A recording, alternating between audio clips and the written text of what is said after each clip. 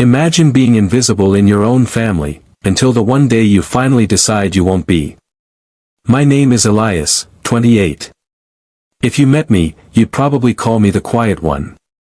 I've never been loud, never the center of attention. That was always my younger sister, Camille. 2 years younger, impossibly confident, and somehow, always the golden child in our parents' eyes. Growing up, I learned to fade into the background.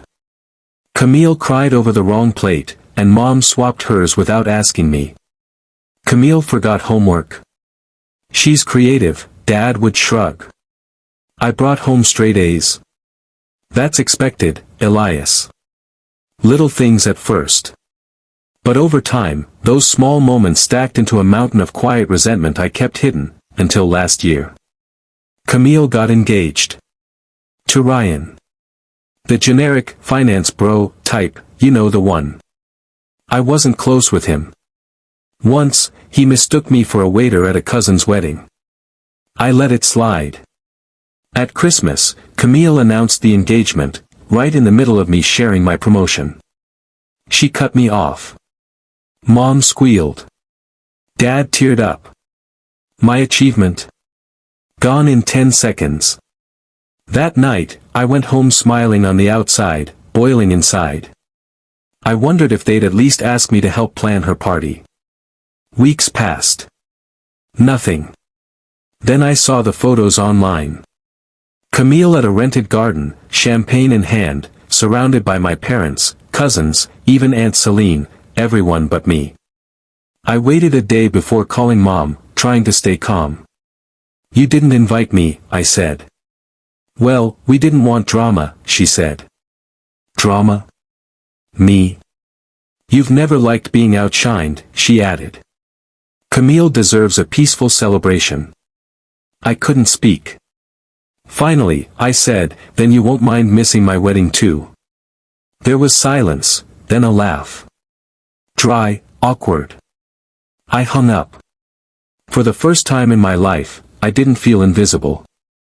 I felt focused. I had been dating Mariah for 2 years. Brilliant, kind, and never competitive. We'd talked about marriage quietly. After that call, I realized it was time, a wedding without my family. We planned it small, private, intimate. No posts, no invites to those who ignored me. Aunt Celine helped. Mariah's family supported everything. For once, I felt celebrated. Weeks later, my cousin Lily sent a text, "Your mom just saw this. She's not doing well." Calls and messages flooded in, Mom, Dad, Camille, all ignored. One message, Elias, please. We didn't mean it like that. Clarity hit. They were only upset because they were excluded. Not because they'd hurt me for years. My dad eventually showed up at the florist. First time he called me my only son in years. I calmly explained, I wasn't punishing anyone. I was reclaiming my life. I reminded him, they left me out of Camille's engagement. They ignored years of birthdays, achievements, moments. For the first time, he actually listened. We thought you didn't care, he said. I stood. That's the problem. You never checked. I decided this wedding was mine. Guest list. Only those who mattered, Mariah's family, my Aunt Celine, and cousin Lily. Camille wanted in, just her. She wasn't asking for forgiveness, only presence. I agreed. One small step, one clean slate. I wasn't doing this for revenge. I was finally stepping out of the shadows. The wedding day arrived. Garden, sunlight, soft music. No crowd, only people who mattered. Celine hugged me, your parents are losing it. Camille arrived for the first time in her life without trying to steal the spotlight. Simple dress, minimal makeup, she hugged Mariah like they were old friends. She watched quietly from the front. When Mariah walked down the aisle, every bitter thought, every ache from the past dissolved. We said our vows under a canopy of leaves, kissed to the sound of our friends cheering, and walked back down hand in hand.